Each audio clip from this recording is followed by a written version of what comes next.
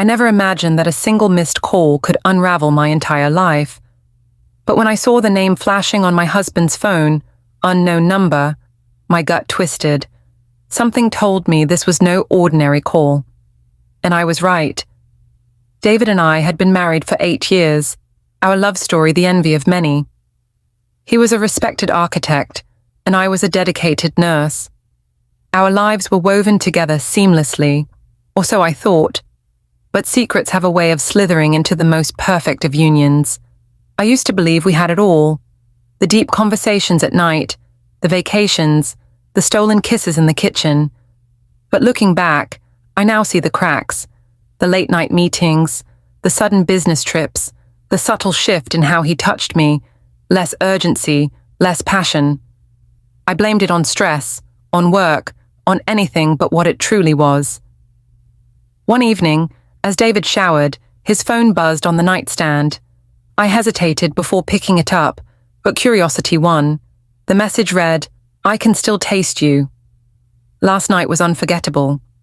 When can we meet again?" My heart stopped. My fingers shook as I scrolled up.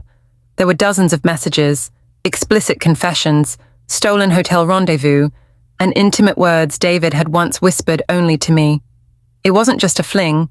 It was a full-blown, deeply passionate affair. I couldn't breathe. My mind raced. Who was she? How long had this been going on? How had I been so blind? I locked myself in the bathroom, my hands gripping the sink as I stared at my reflection.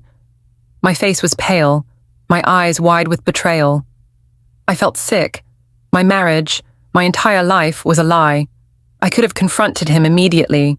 I could have screamed, cried, thrown his phone at him. But instead, I played along.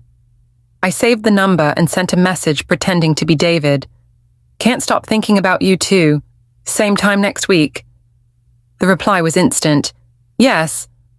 I'll book the suite again. Love you." Love you? My stomach turned. This wasn't just sex. It was emotional. It was deep. Determined, I dug deeper, tracing the sender's number to a name. And when I saw it, my blood ran cold. Lisa, my best friend. Rage burned through me, but I didn't act immediately. I needed to be sure. I needed proof. Over the next few days, I played detective. I tracked their meetings. I followed David once, keeping my distance. He met Lisa at a secluded hotel, their laughter carrying across the parking lot as they checked in. Every moment chipped away at the woman I used to be.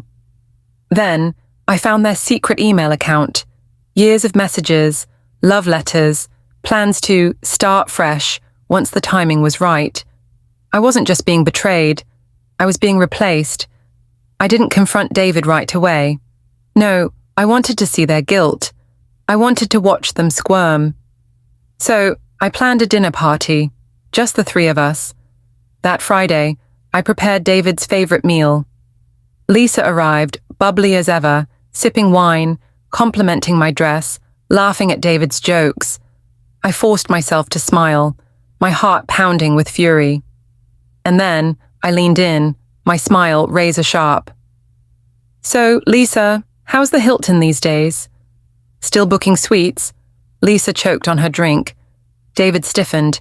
Silence stretched between us like a noose tightening around their throats. Then, chaos erupted. David fumbled for excuses. Lisa's face drained of color, but I wasn't done yet. I reached for my phone and pressed play. A recording. Lisa's voice.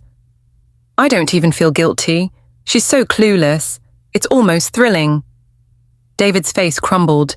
He had no idea I had been collecting evidence, laying the perfect trap. Just when David thought things couldn't get worse, the front door opened. In walked Lisa's husband. I had invited him too. Betrayal hung thick in the air. Lisa's face crumbled. David looked ready to collapse. The carefully built facade of deception shattered before their eyes. I stood, calm amidst the wreckage. I had suffered enough. With one last glance at the man I once loved, I grabbed my purse and walked out. Regret was theirs to bear now. Moral of the story, secrets don't stay buried forever. And when betrayal is exposed, The consequences are often more devastating than the affair itself. So tell me, what would you have done in my place? Would you have walked away like I did, or would you have made them pay in a different way? I'd love to hear your thoughts. Like this video, subscribe, and turn on notifications, because trust me, my story isn't the only one. There's so much more to uncover.